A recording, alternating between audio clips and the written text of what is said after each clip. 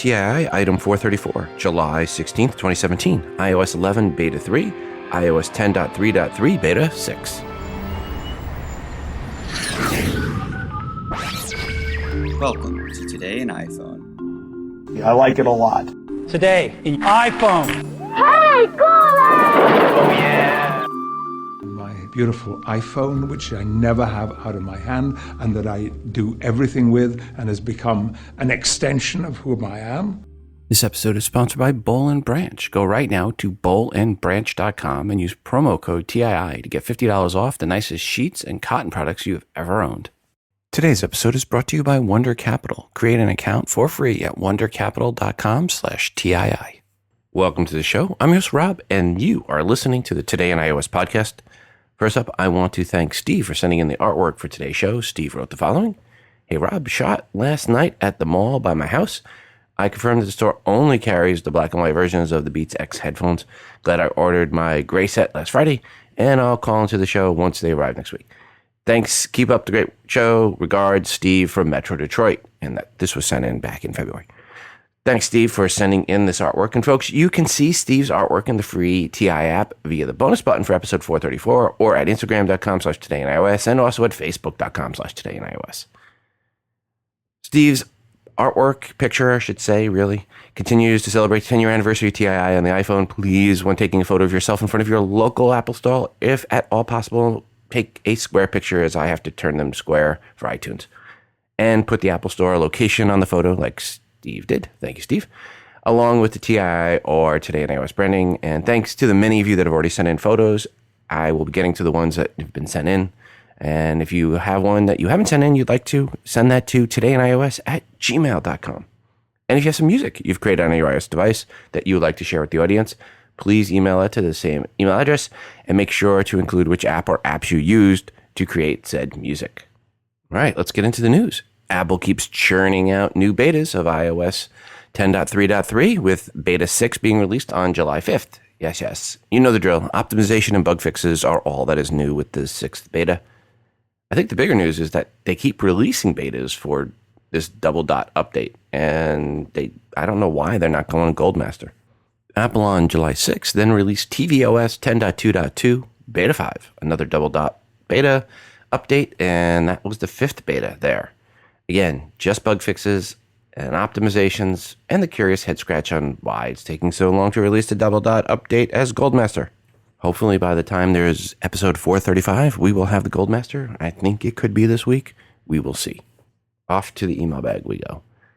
Hi, Rob. Dumb question. Now that I've restored notifications from your iOS app, I show 5 notifications next to your app, but I have no idea how to clear that or what I'm getting notified on. I've gone through all 8 categories in the left column, and I don't see anything. What's the secret? Regards, Steve B.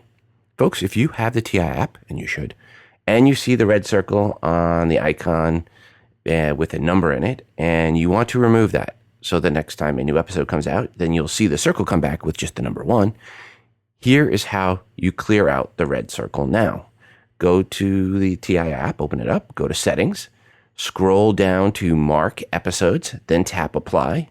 That will clear out the red circle on the icon for the Tii app or any other podcaster app that is hosting with Libsyn. So there's thousands of different podcasters using that. So WTF with Mark Maron or macOS Ken. If you want to get rid of that, that's how you do that.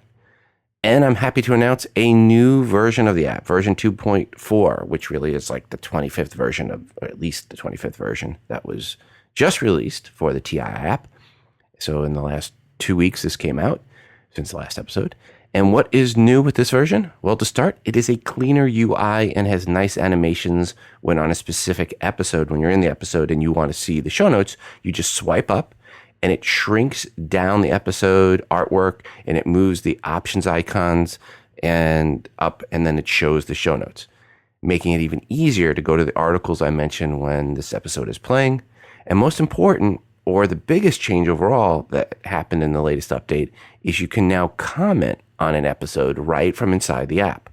If you do not see the comment icon for the episode, go to Settings, scroll down and tap on Enable Full Refresh. Then go back to the main list of episodes and pull down, and you'll see that it's updating the episodes. Then you can go into an episode and you can tap on the comments icon button and to read the comments, or more importantly, leave comments. Let me know your thoughts on the new version of the app or your thoughts on iOS 11 Beta 3 in the comments section for episode 434 in the Tii app. And as I've mentioned now twice in this episode, iOS 11 Beta 3 for devs, also known as iOS 11 Public Beta 2, because Apple just wants to mess with podcasters like me when we have to report this. So going forward, I am just going to say the beta version for the devs. So starting over, iOS 11 Beta 3 was released this past week, and well, it is making things more and more stable.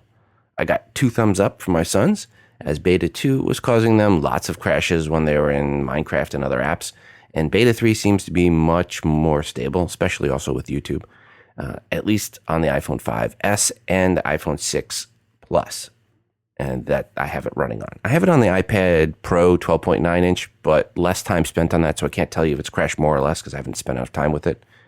One of the notable changes for Beta 3 versus an earlier beta is when on the iPad, before, if you wanted to force quit apps, you had to double tap to get to the control screen, and then tap on the app, long tap on the app that you wanted to force quit, then get a little X to appear in the upper left corner, and then tap on it. It was a pain.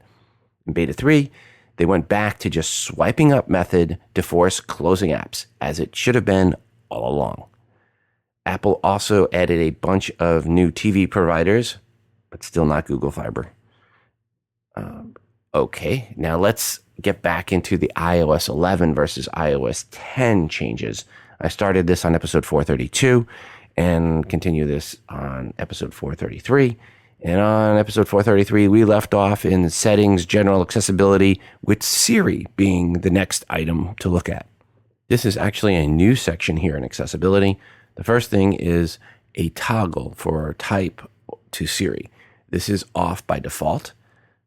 Then for voice feedback, you have 3 options, and the default one is always on. You also have control with the ring switch and hands-free only. Currently, when you have the ringer switched on or off and press and ask Siri a question, she verbally responds. With iOS 11, if you select control with the ring switch, if the ringer is off, Siri will not verbally respond. It'll just show you the answer on the screen. If you select hands-free only, it will not verbally respond regardless of the ringer switch position, and will only verbally respond if you are connected to a Bluetooth device, you have your headphones in, or you're in CarPlay mode. However, she will still verbally respond if you are using Hey Siri mode, regardless of any of those settings. Long of the short, there is a way now to mute Siri, which is nice if you're also using Type to Siri. So you can set up Type to Siri, and then you can just hold down the button and then type in what you want for a response, and she'll reply back. And if the ringer is muted, you won't get a verbal mute, which is nice if you're in the library. The next new item is under accessibility and call audio routing. This is new, and in iOS 11, there is a new option for auto answer calls. In iOS 11, under accessibility, in the hearing section, it was hearing devices. That has been renamed to MiFi hearing aids. Also, the item under hearing devices in iOS 10, hearing aid mode, has been moved out, and it's on its own in hearing and is called hearing aid compatibility now. One small addition in accessibility, subtitled and captioning, there is a new option for style. They renamed default to transparent background and added outline text. You can still create new styles to meet your own preferences, but whatever you do, stay away from classic. It just looks bad. And again, this is accessibility, subtitles, and captioning. So this is where you have subtitles and captioning up on videos. And again, do not choose classic. It looks horrible. Last change under accessibility, and that is for accessibility shortcut. One new option is smart invert colors, which is what is now selected as default. Next up under settings, we move under settings general is the item, which was storage and iCloud usage, but now is either iPhone storage or iPad storage, depending on what type of device you're looking at it from. And when you go here in iOS 11, they give you a nice multicolor chart showing which items are using up your storage. Apps, photos, media, message, and more. It's similar to what you see when you're on iTunes on the computer. And there is a new section called recommendations, like save 6.69 gigabytes with iCloud Photo Library, or save 2.84 gigabytes by offloading unused apps automatically when you are low on storage, and save 535 megabytes by saving messages on iCloud. So you've got these different sections, and it's telling you if you do this, you'll save this amount. Then below that, it shows all your apps sorted by the total amount of storage that app plus its data is taking up. Of course, Photos was number one. The podcast app was number two. I don't think either of those were a surprise on my device. And then Overcast and BossJock came in right behind that.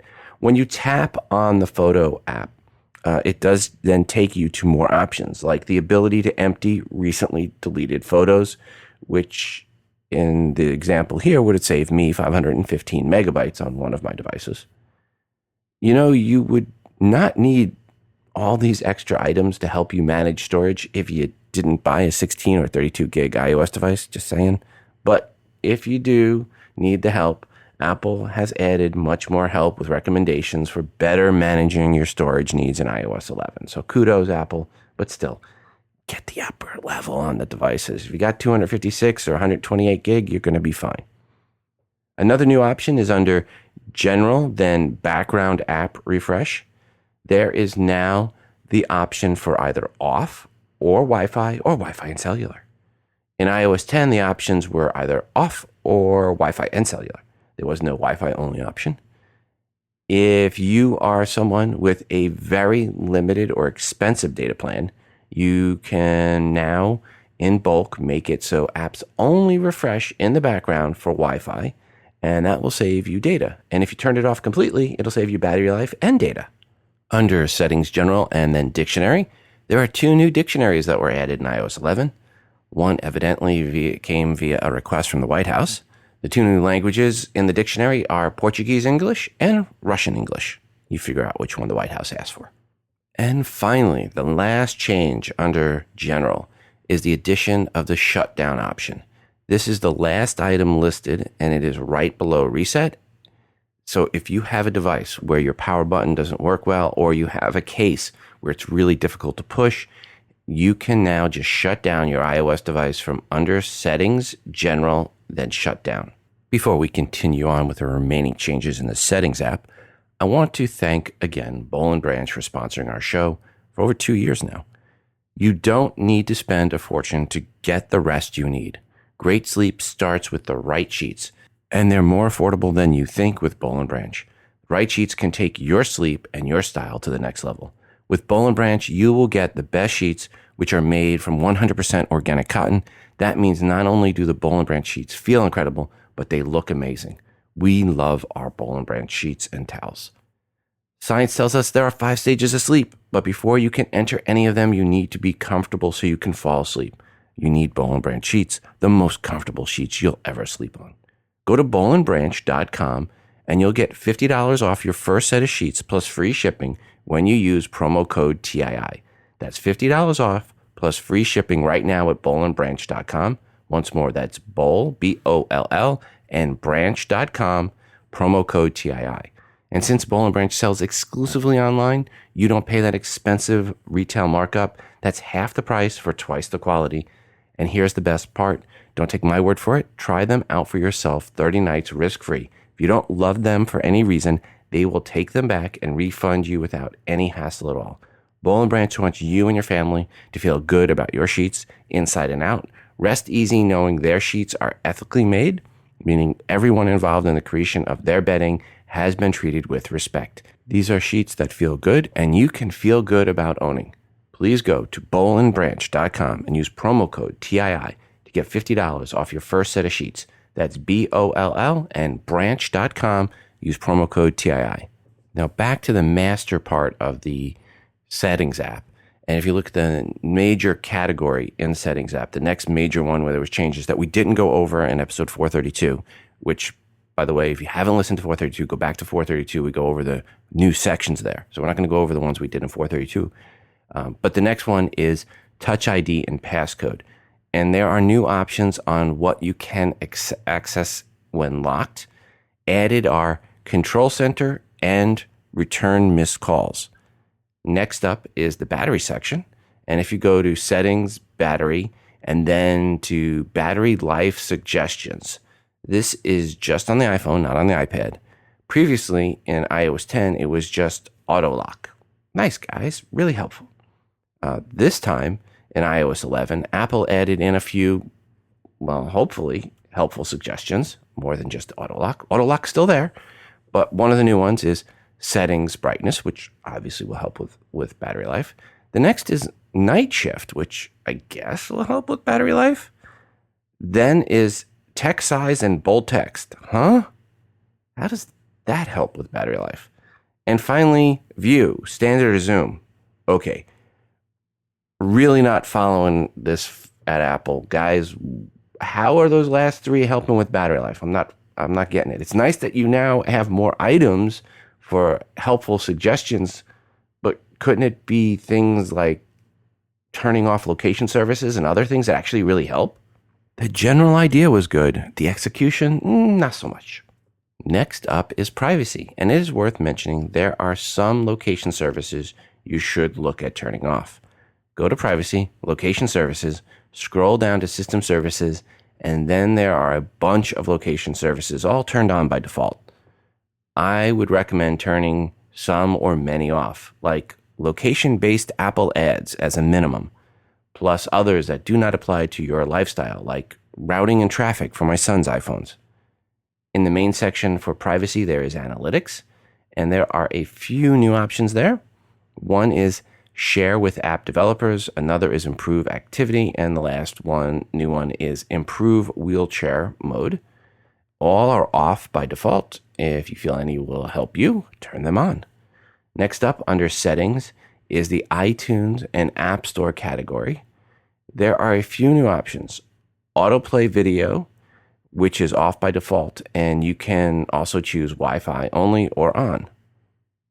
In-app rating and reviews is finally back, and this one was on a previous beta of iOS 10.x. I can't remember which one it was, and then was removed before it went live. Well, it is in iOS 11 beta 3 at least. By turning this off, you are no longer going to get those annoying pop-up messages by devs asking for ratings and review. Again, Settings, iTunes and App Store, then turn off in-app ratings and reviews. It's on by default. And the last new option is offload unused apps, and in this under iTunes and App Store category. So the last new option is offload unused apps, and it is off by default. Next is the Mail category, or the options for Mail. Not much changed here. There is a new option called Collapse Read Message is turned on by default. So Collapse Read Messages turned on by default. That is all I could find that's new for Mail. But it's not like we use that app much or anything. Moving over to the contact settings, they actually removed items, or well, an item. The option that was removed was contacts found in apps, where turning off will delete any unconfirmed contact suggestions. That's now gone. Moving on to calendars, they also lost an option. Gone is events found in apps, which again, if you turned off, would delete any unconfirmed event suggestions. Next, we go to the settings for notes. There is a new option called lines and grids, and you can choose your preferred line or grid style for handwriting in new notes. I actually like this option a lot, but I'm a big note user. So again, this one called lines and grids, and there's a bunch to choose from. So take a look there. There is now also a new subsection for notes called lock screen and control center. One option is show notes on lock screen. You can choose from last viewed, which is default, or always create new note, or off. The other option in that subcategory is require passcode, and default is 15 minutes. But the other options are always 5 minutes, 1 hour, all day, or never. And shorter times are more secure, as Apple points out. This allows you from the control center on the lock screen to open the Notes app. That's one of the new icons you have a choice for. And without actually unlocking your device. Now, I'm not sure why you would need to do that when a simple touch of the home button unlocks the device. So I'm not sure why you would want to open the Notes app from the screen when it's locked, but hey, I'm sure someone is happy with this option and there's some use case and I'm just not seeing it.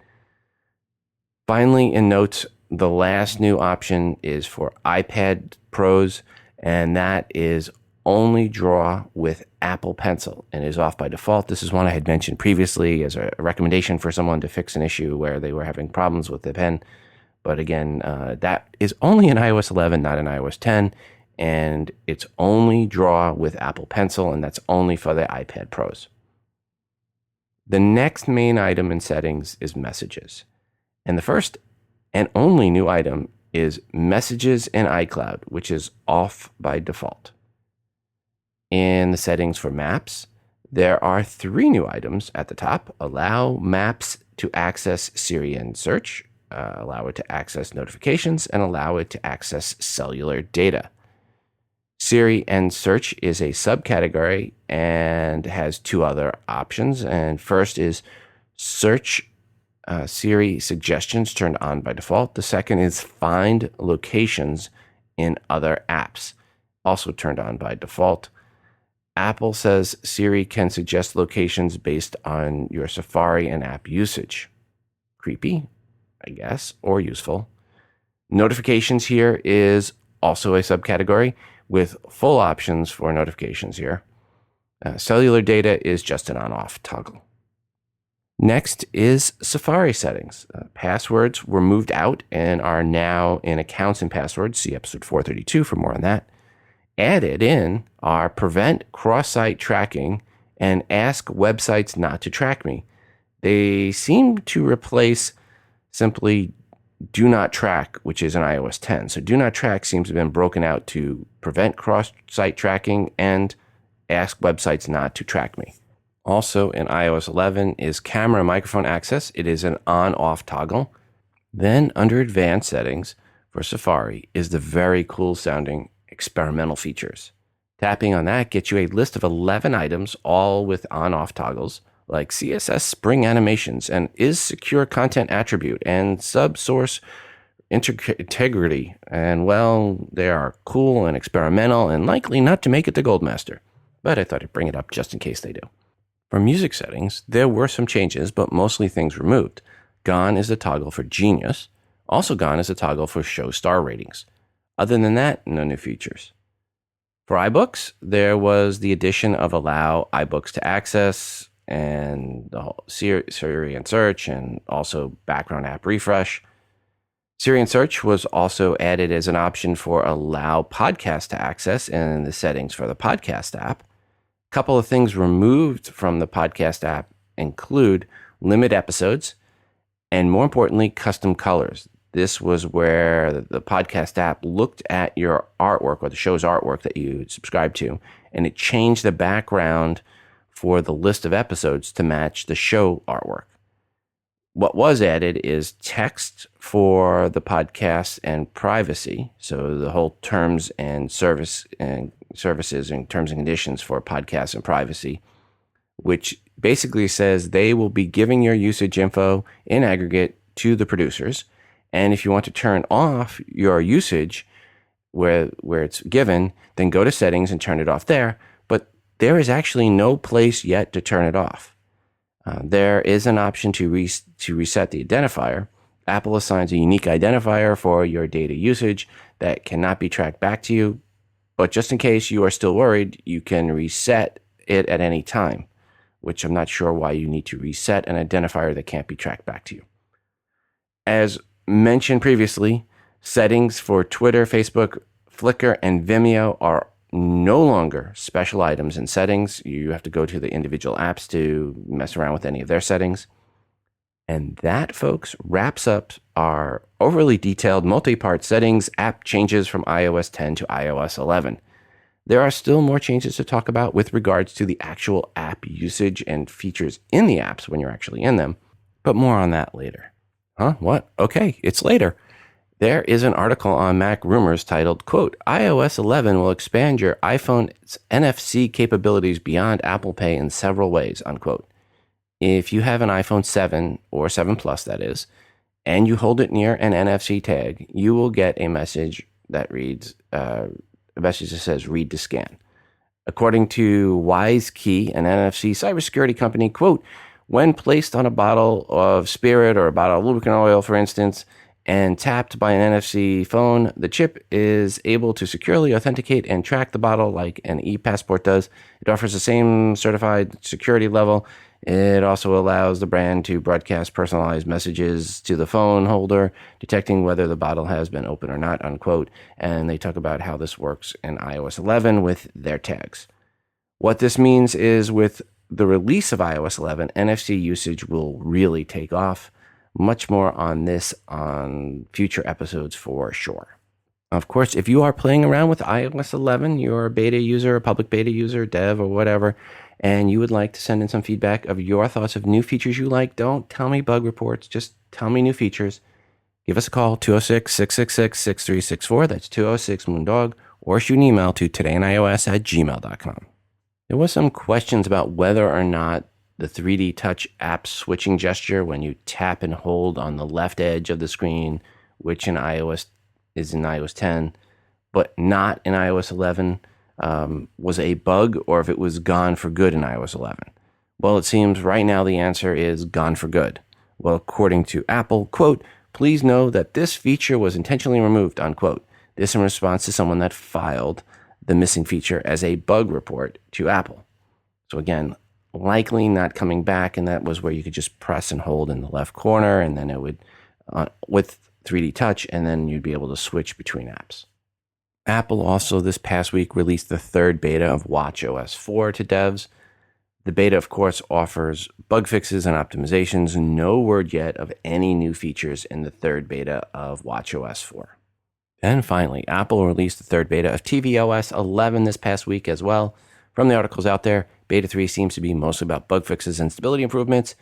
No new features, which is not surprising as tvOS 11 versus tvOS 10 is really a minor update at best. I mean, it's a single dot update. It shouldn't be a 11 to a 10, but it is, and we'll live with it. And maybe 11.1 will be the major tvOS update. Good news if you have an original Apple Watch, which is around the bad news that some original Apple Watch owners have with the back charging disc detaching from the unit. And the good news is Apple is extending the free repairs when you have a detached disc to 3 years from the date of purchase. If you're like me and purchased it when it was released in the spring of 2015, you'll be covered to the spring of 2018. From Apple, quote, Apple has determined that under certain conditions on some Apple Watch first generation devices, the back cover may separate from the watch case. Apple will service eligible devices free of charge. Apple will authorize coverage for 3 years from the date of purchase, unquote. We had a few listeners report having this issue in the past, and if you were mistakenly forced to pay for the repair by Apple, which it sounds like some people may have been, take your receipt to the Apple Store and get a refund.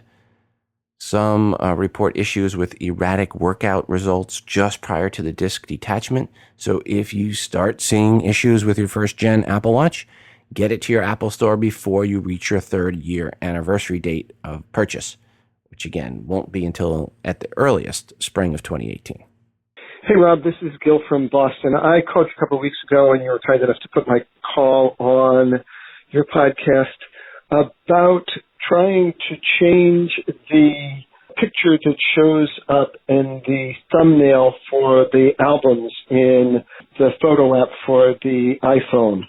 And I actually finally figured out how to do this myself, and just want to let you know what the fix was. It turns out that the picture that shows up in the And the album in the album's view, if you've got them set up, is not the oldest, but it's the one that is listed first in that album. And I realized you can actually change the order of the pictures in the album.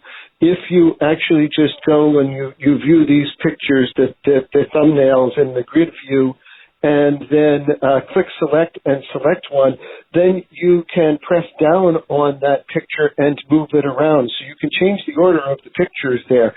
So what I did was took the picture which was my favorite of my granddaughter, I duplicated it, and then I selected it, moved it all the way up to the very, very beginning of drag and watch the icons rearrange themselves, or the thumbnails rearrange themselves, to the upper left. And that was the first one, and now that is the picture that shows up there. So if I ever want to change it to a more recent one, I can just do the same thing again. So I'd be curious to listen to see if anybody else came up with the same answer or some other answer as well. But just want to let you know that that problem has been solved, and thanks again for all your help. Take care. Bye. Yo, thanks for calling back and for your feedback. And per your request at the end, if anyone else had any thoughts on this, well, here is an email we got. Hi, Rob. iOS photos change album thumbnail. Here's how to do it. 1. Open Photos app. 2. Open the album that you want to change its album thumbnail. 3. Choose the photo you want to become the album thumbnail. 4. Choose Add. 5. Choose New Album. 6. Name the new album. 7.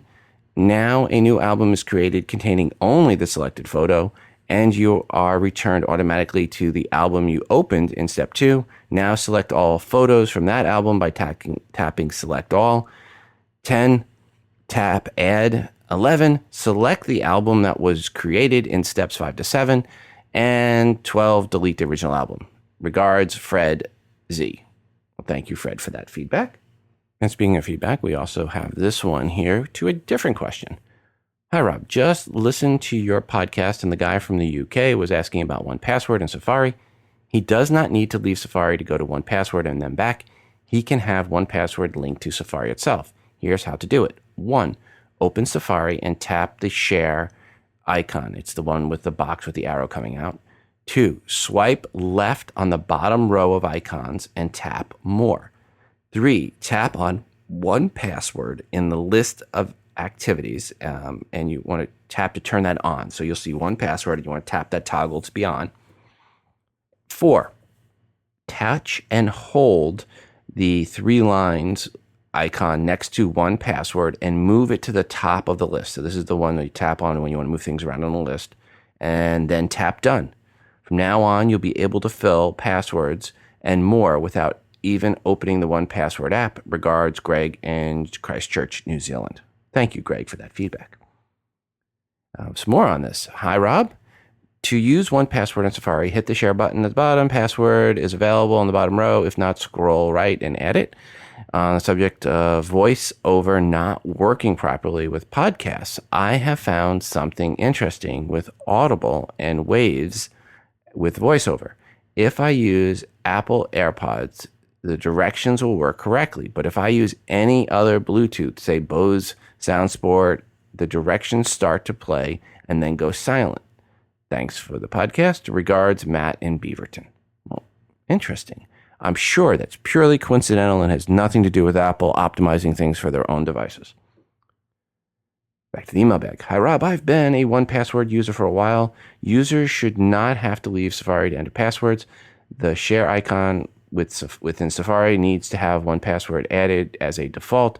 Once added, the user can tap the share icon, select 1Password, then select the saved login. The login user and password should populate. The user can select the login button. Hope this helps. Regards, Lamar in Chicago. And then, hi, Rob. Daniel was asking about Apple Keychain, and he wanted to get rid of 1Password to consolidate his passwords. My first comment is that he should think twice about getting rid of 1Password. I have used this application for years, and it is by far one of the best applications on my iPhone, iPad, iMac, and PC. At the office, It not only keeps your password safe, it will generate random passwords for you as well as keep track of a myriad of additional personal information in one secure place. And it has been using Touch ID since the third-party Touch ID support was first introduced. Okay, that's my plug for 1Password. I am not involved with the company anyway. I'm just an avid user. Secondly, when Daniel described how he was using 1Password to fill in passwords in Safari or Chrome, it became apparent that he is using it all wrong. That would be a first for Daniel. When in Safari or Chrome, once you are at the website you wish to sign into, then hit the share button, the box with the arrow, and 1Password should show up at the bottom of the row. Applications, hit the 1Password app, and it'll open with a list of logins available to that website. You hit that one that applies, and it autofills your username and passwords. No need to go back to the application and cut and paste passwords. Sorry for a long email, Rob, but I thought it might be very helpful to Daniel and anyone else who may not know this little trick. Can you tell that I love 1Password? Quintus, or regards, Quintus. Well, thank you, Quintus, and everyone else, because there's a lot of 1Password lovers out there, and it sounds like, Daniel, you are just using it wrong. I am sure Daniel will have a very cheeky comeback audio for us for the next episode. We are now over 3,500 members in our Google Plus community and growing. Thanks to everyone that has joined, and thanks for the great posts. One new post in the Google Plus community that had a lot of comments that went up since the last episode was from Jonathan Nordic, and I'm sure I killed your last name, Jonathan, who said the following, quote, "Let's try this again. I just upgraded to the iPhone SE from the iPhone 4. I'm excited about what this new phone can do for me. Anybody out there with friendly advice about what features I should learn first," unquote. There was a lot of replies, but I'm just going to go over a few. Francisco Tapia replied, quote, "The iPhone SE is a smaller iPhone 6S without the 3D and Gen 1 Touch ID. So what are some things you will enjoy? 1, Apple Pay. 2, that camera, better pics await you, including the screen, True Tone Flash. 3, 4K videos, though if you don't have 4K output device, this is overkill, but 60 frames per second, 1080p video looks amazing. 4, hands-free Siri. 5, Touch ID, all of the things, apps like 1Password, LastPass, etc. Make it really easy to manage passwords for touch login into almost any website, but also many apps support Touch ID for login accessibility. Those are the top 5 I can think of, focusing on off the top of my head. Enjoy. I love my iPhone SE. I carry both an iPhone 7 for work and my personal iPhone SE because I prefer its size and battery life," unquote. And Jonathan replied back, quote, "Quick question about Siri. I have tried to use her to turn on things like the flashlight and other apps on the phone, but she says it can't do that. Are there any apps that she can control?" unquote. And Francisco replied to that reply with this reply, quote, "Siri can play music from the Apple Music and the podcast app. You can also pay using Square Cash, and for a car, ask for a car from Lyft or Uber. You can ask for her to start your Runtastic event. And lastly, for supported messaging apps, you can reply with Siri via the app. Siri, send a Skype response to Jonathan," quote unquote, as an example. And you can ask Siri to show you saved pins in Pinterest. To find out more apps that you can check the App Store apps under the section that reads Supports Siri. Or you can search the App Store for Siri, and the apps that have some support for Siri will show up, unquote. And there were, again, many other comments in that post as well. I'll say this, my wife and my father both have iPhone SEs and both love their phones. The big thing with my dad and my wife is they both need a very, very rugged case. They tend to drop their phones all the time.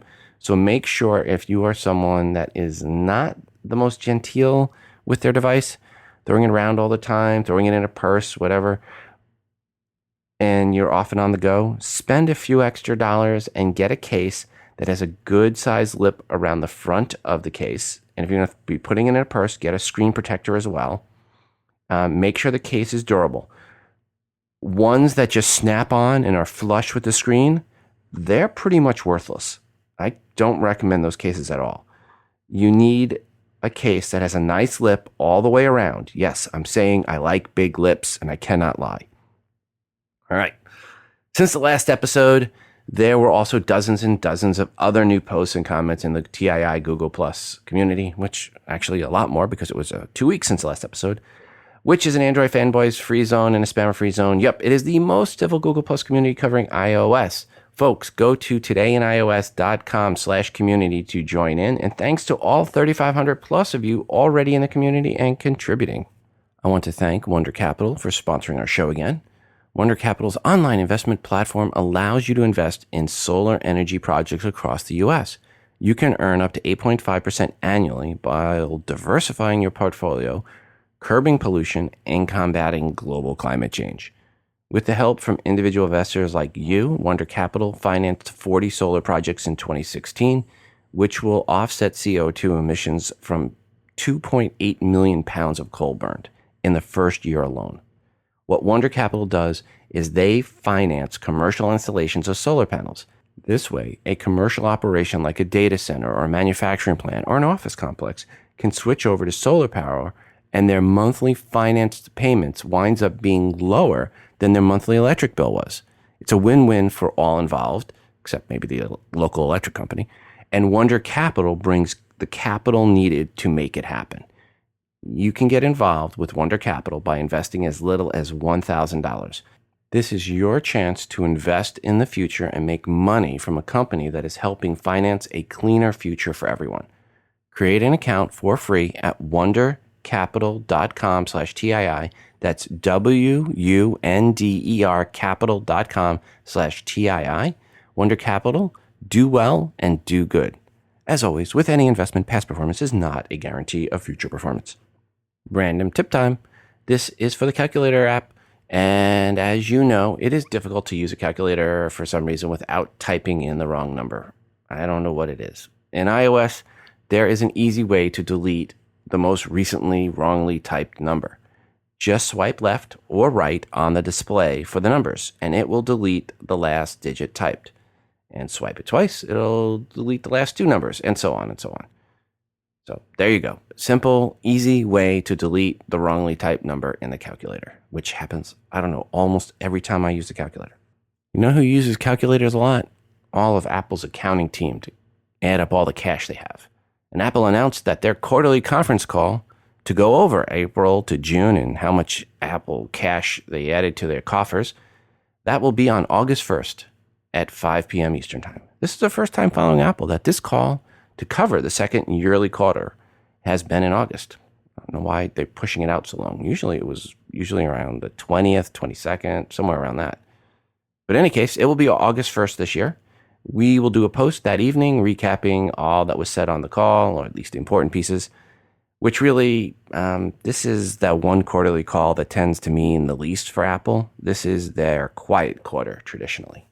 That all said, some Apple analysts, in a bid to get people to notice them in this quiet quarter, are predicting Apple will have a $1 trillion market cap in the next 12 months. If this sounds familiar, yes, analysts predicted the same thing a few years ago, and then Apple stock dropped.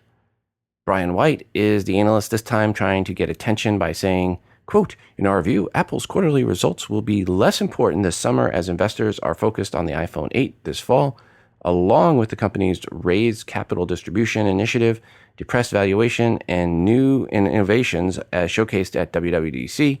We still believe Apple remains among the most underappreciated stocks in the world, similar to the bottoming process in Apple during the summer of 2013 that drove a strong rally into the spring of 2015. We believe the bottom in the stock during the May 2016 and that the upcoming iPhone cycle is setting up Apple to reach our $202 price target over the next 12 months, unquote. And that 202 would put it well past the $1 trillion market capitalization point. Again, this next quarterly report will likely do very little to move the stock up and probably not much to move it down. It is the super cycle with the iPhone 8 that most analysts say will be the driving force in really moving Apple stock one way or the other.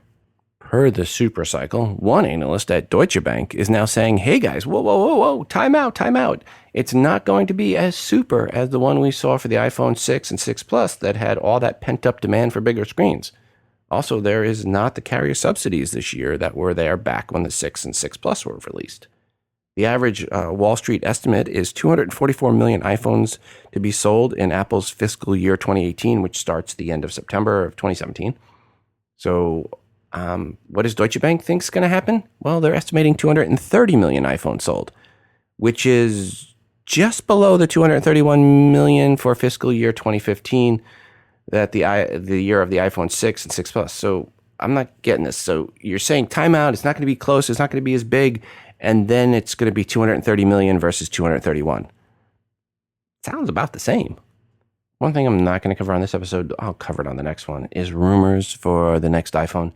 There were so many conflicting rumors in the last 2 weeks that I'm still trying to dig my way through that and give some coherent message about what the rumors are and where the rumor mill is. So that's something I'm going to work on after this episode's done, so I'll have a little bit more concise. Otherwise, it would just been all over the place.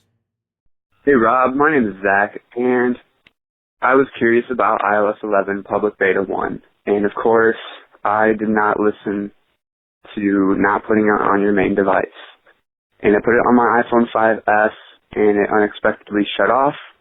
Nothing would turn it back on, a force reboot, holding the home and power button. And even when I took it into Apple, they said that it's possible that maybe if I could download the iOS 10.3.3 beta, it would overwrite that. But right now it is stuck on that and will not turn back on. Zach, I'm sorry to hear of your issue. Thank you for the warning for the listeners. Remember, folks, beta equals bug. Do not put iOS 11, beta 2, 3, 4. Don't put them on your main device yet. It's not ready. Into the email bag. Hi, Rob. In episode 432, someone asked about how to find incompatible apps, and I came across the following. Settings, general, about, applications. Then there is a list under no updates available. Under this, I found apps that have previously caused a warning pop-up saying they are not compatible with future versions of iOS. Hope this helps. Thanks for the show. Cheers. Domenico P. And I am not going to even try your last name, Domenico. And he's from Singapore. And then, hi, Rob.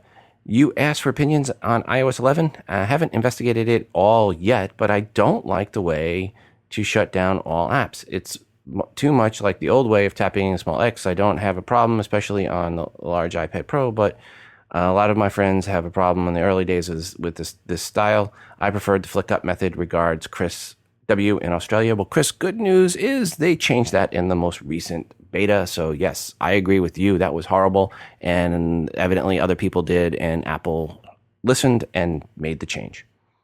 Back to email bag. Hi, Rob. I love your podcast, and it has helped me so many times. I want to express my sincere thanks to you and to ask some questions so I can avoid some mistakes. I'm a voiceover user and started my iOS journey with a 5th generation iPod Touch. I made a grave mistake when I updated the firmware to iOS 8, and the iPod became completely unusable. I now have a 6S Plus iPhone and have many worries about iOS 11. I have a number of 32-bit apps that I spent a lot of money for and are very voiceover friendly and very useful, but have been abandoned by the developer as I guess they don't make much money. I'm sad that Apple can't make backwards compatibility, but what can you do? Maybe I should buy a 6th gen iPod and just keep those apps active on one device. Is there a chance upgrading 6S Plus to iOS 11 will make my iPhone useless like my iPod experience? Also, if I upgrade to iOS 11, do I have to uninstall all the 32-bit apps first? What happens to them if you don't remove them? As much as I've invested in many expensive specialty blindness apps, I don't know what I do when my 6S Plus dies of old age. I so much need a headphone jack.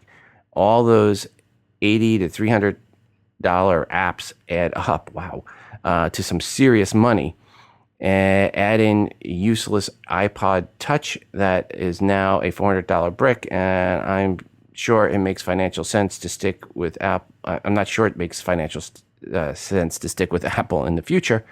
Thanks for your advice. Regards, Greg in Pennsylvania. Ow, $80 to $300 apps. That is expensive for apps. Yes, obviously you want them to continue to work. Greg, my recommendation is pretty simple to you. Don't upgrade it. Not at this time, not for a while. Here's what happens when you have an iOS 11 device and you try to tap on one of those apps that it's now telling you in iOS 10 doesn't have an upgrade available. Again, if you go back to what we just mentioned earlier from Domenico, if you go to Settings, General, About, Applications, and you see the ones that say no updates available, here's what happens to those apps when you tap on them. You get a message. It says, well, in this case, the app is Othello. It says, Othello needs to be updated. Developer of this app needs to update it to work with iOS 11. You can either tap Learn More or OK. If you tap OK, it just brings you back to the screen and you tap on it again. If you click Learn More, then it takes you over to another place. In other words, while the message may say, these apps may slow down your iPhone and will not work with iOS 11 if they are not updated. If no update is available, contact the app developer for more information. Kind of makes it sound like, well, slowing it down's okay. I can live with slowing it down. But they don't even let you open the apps. So what it should really say is, these apps aren't going to open in iOS 11 and you are SOL. So contact the dev. See you later. Have a nice day. That's really what the message is right now. So if you have a bunch of apps that you spent a lot of money on, I would be contacting the app developers. It's not going to do any good to contact Apple. So you have to go to the app developers and do not upgrade your device at this point in time if you need those apps. And definitely don't be upgrading to beta. But when iOS 11 comes out, if you need those 32-bit apps, those apps that when, again, you go back to Settings, General, About, Applications in iOS 10, and you see no updates available. If you need any of those apps for your day-to-day work, do not, when iOS 11 comes out, upgrade. Wait. Tyrell, California.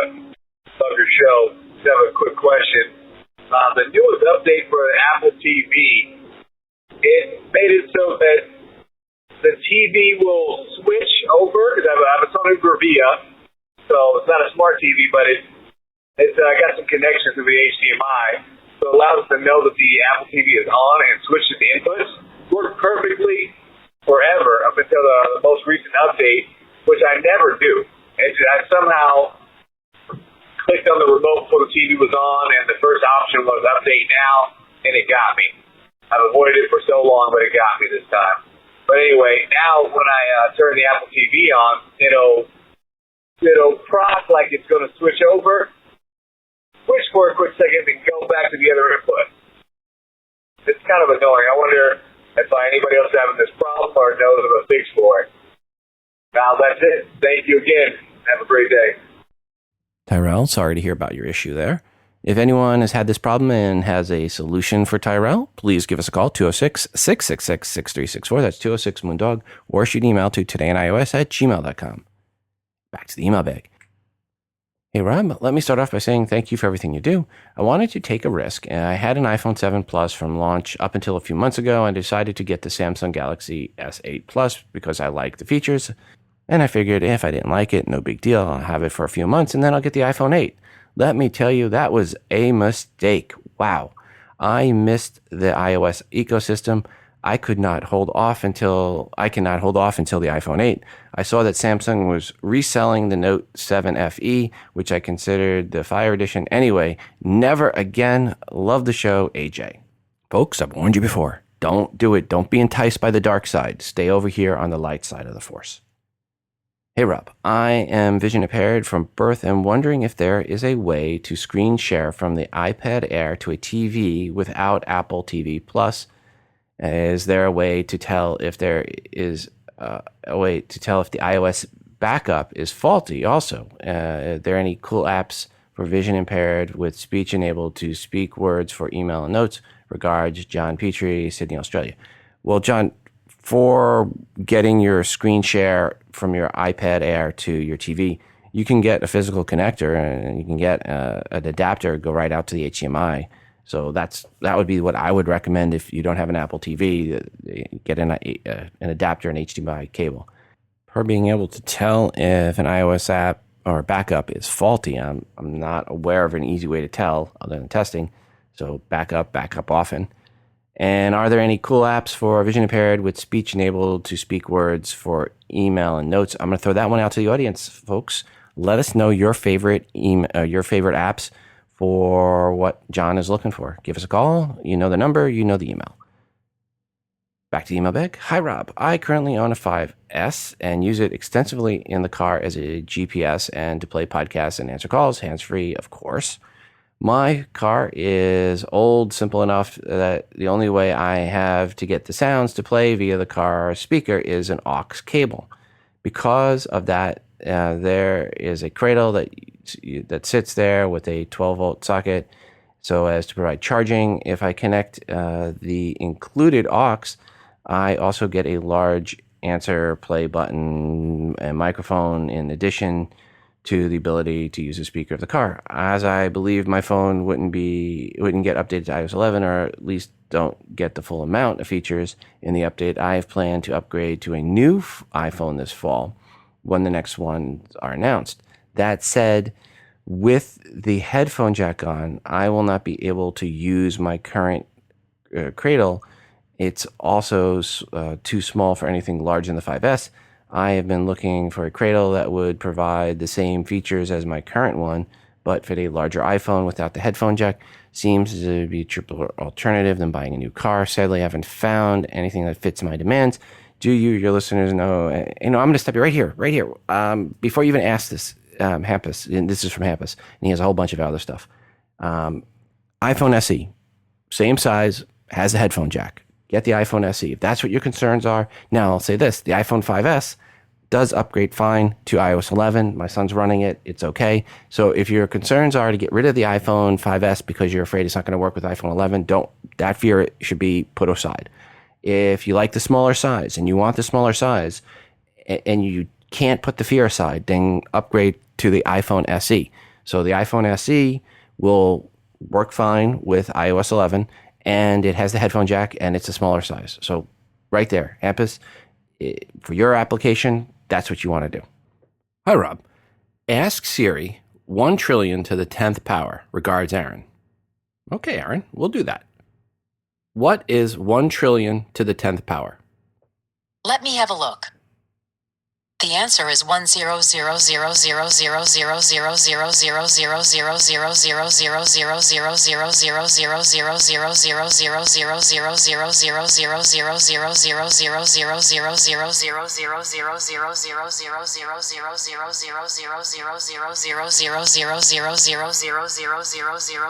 Okay, I think I've been scammed. Aaron. I just want to tell you how I'm feeling. I got to make you understand. Never going to give you up. I'm never going to let you down. Never going to run around. Never going to desert you. Thanks again to Wonder Capital for sponsoring this episode. This is your chance to invest in the future and make money from a company that's helping finance a cleaner future for everyone. Create an account for free at wondercapital/TII. That's WUNDER capital.com/TII. Wonder Capital. Do well and do good. And before we go today, I want to remind you to send in your feedback to the show, 206-666-6364. That's 206-Moondog, or record your feedback and email to the show at todayinios@gmail.com. The feedback can be a question or comment per something someone said on this episode, or it can be a question or rant about something else, an app, a product review, good or bad. As long as it is iOS related, it is welcomed. I'm always looking for new artwork to feature that you've created on an iOS device. Just put some TII branding on it and send it in. And of course, we're always looking for music that you've created on an iOS device to play on the show. This is your show, and your feedback is greatly desired.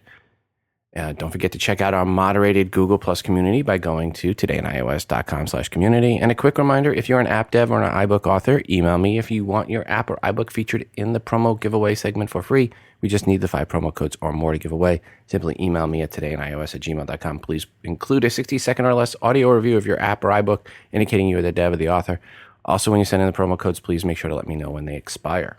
Thanks again to Boll and Branch for sponsoring this episode. Folks, go right now to bollandbranch.com and use promo code TII to get $50 off the nicest sheets and cotton products you have ever owned with free shipping to boot. Finally, check out the very, very newly updated Tii app, which is free to you. Search for TII in the iTunes App Store. It is the best way to consume the show and to get push notifications each time a new episode of TI is released. It is fully voiceover friendly, of course. And per this latest update, as I mentioned earlier, it has to do with being able to now leave comments for an episode right from inside the TI app. And those comments sync back to the website, todayinios.com. But please leave a comment in the TI app. Let me know what you think of iOS 11 or the new TII app. Really appreciate it. Go right now and download the TI app, and you'll get push notification when the new episodes come out. Until the next time, I'm your host, Rob, reminding you to phone different. This show is hosted on Libsyn.com and part of the Wizard Media Network. If you are looking for hosting, go to Libsyn.com. That's Libsyn.com for hosting for your podcast and for creation of your own smartphone app. The Today in iOS podcast can also be found on the free Stitcher radio app. Just search for TII.